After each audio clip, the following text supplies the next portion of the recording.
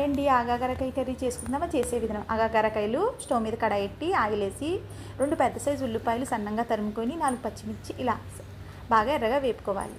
సగం ఫ్రై అయిపోయి కదండి. ఇప్పుడు అల్లం వెల్లుల్లి పేస్ట్ వేయాలి. ఆగాకరకాయలు శుభ్రంగా కడుక్కొని ముక్కలు చేసుకొని దీంట్లో వేసేయాలి.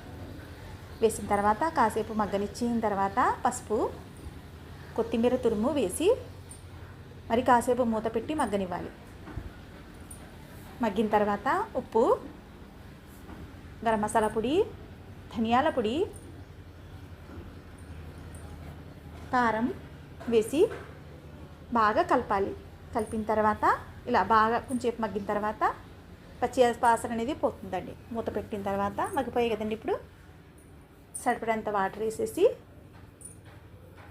కూర అయిపోయింది చూసారా, ఇలా మగ్గిపోయింది కదండి. చివరిలో కొత్తిమీర జల్లుకోవడం ఎంతో కమ్మగా ఎంతో టేస్టీగా ఆగాకరకాయలు అయితే రెడీ. వీడియో నచ్చితే లైక్ కొట్టండి ఫ్రెండ్. మీరు కూడా ట్రై చేసి చూడండి.